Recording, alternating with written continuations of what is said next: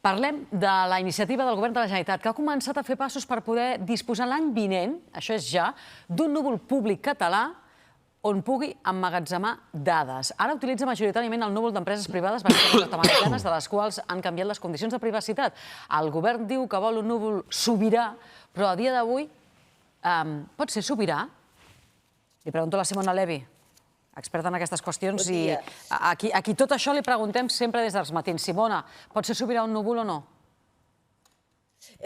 Pot ser sobirà, i aquests són molt bones notícies, però estem una mica a mig camí. Però, en tot cas, és un canvi molt radical, molt important cap a una sobirania digital i també una democràcia digital per als usuaris i sobretot per al sector públic de la Generalitat.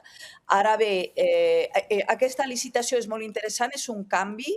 Hi ha qüestions com un compromís cap al software lliure, compromisos i obligacions d'interoperabilitat i de portabilitat, és a dir, per no quedar-se tancats en el sistema, diguéssim, del proveïdor.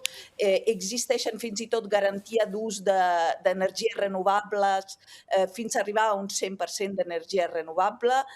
I totes aquestes són molt bona notícia i un viratge important en la licitació de digital. Ara bé, sobre si podem... Sí, digue'm, Ariadna. No, acaba. Jo tinc una pregunta que no sé si ara em respondràs. Digues, Simona.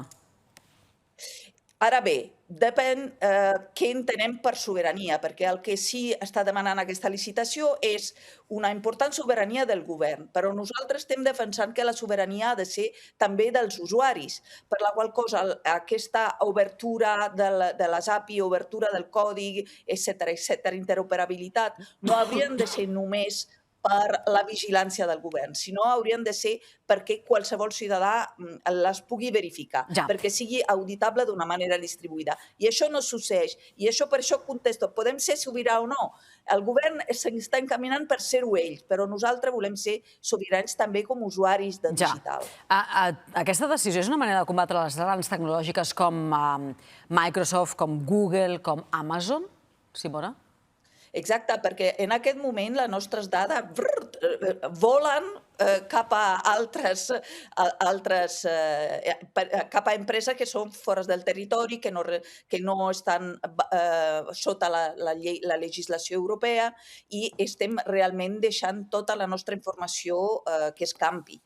Per la qual cosa, depenent molt, aquesta licitació és un pas important en aquesta direcció. Ara, hem de veure si finalment l'empresa que guanya aquesta licitació realment ho fa en profunditat, perquè si no pot quedar-se superficial.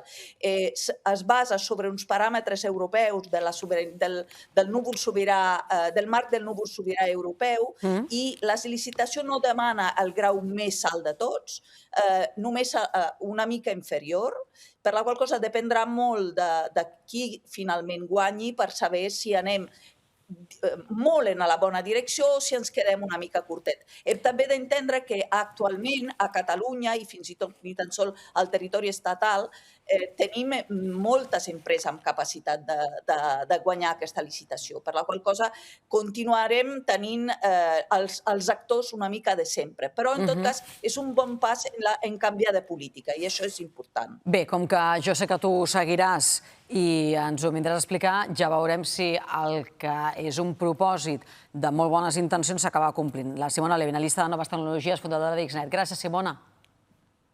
Moltes gràcies per informar. Que vagi bé.